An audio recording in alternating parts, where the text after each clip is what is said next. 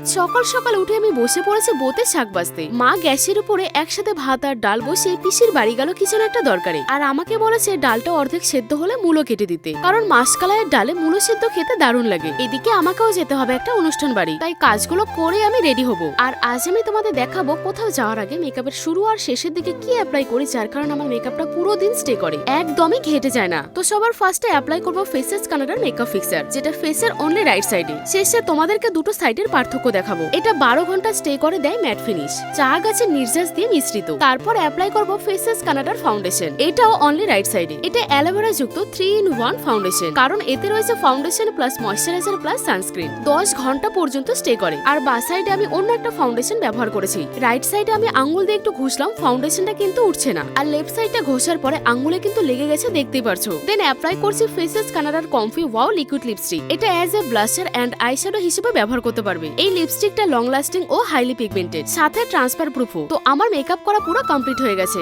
এখন আমি আবার অনলি রাইট সাইডে ফিক্সারটা ব্যবহার করে মেকআপটা সিল করে নেব। এরপর গ্লাস টেস্ট করে ফেসের দুই সাইডের পার্থক্য দেখাবো। প্রথমে লেফট গালে গ্লাসটা ঘোরালাম, দেখতেই পারছো মেকআপ কিন্তু গ্লাসে লেগে গেছে। কিন্তু যখন আমি গ্লাসটা একইভাবে রাইট সাইডে টাচ করালাম, মেকআপ কিন্তু একটুও গ্লাসে লাগেনি। এরপর ওয়াটার টেস্ট করার জন্য এক বাটি জলে পুরো মুখটা চুবিয়ে নিলাম। একটা টিস্যু পেপার দিয়ে প্রথমে রাইট সাইডটা মুছলাম, দেখতেই পারছো মেকআপ কিন্তু একটু ওঠেনি, শুধু জল। আর লেফট সাইডে একটা টিস্যু দিয়ে মুছতেই দেখো জলের সাথে মেকআপও উঠে গেছে। এবার নিশ্চয়ই তোমরা বুঝতে পেরেছো কোথাও গেলে আমার মেকআপ পুরো দিন কিভাবে স্টে করে। তো তোমরা এই প্রোডাক্টগুলো ফ্লিপকার্ট, অ্যামাজন, নাইকা আর পার্পেলে অ্যাভেলেবেল পেয়ে যাবে। উপরে দেখো ট্যাগ করে দিয়েছি।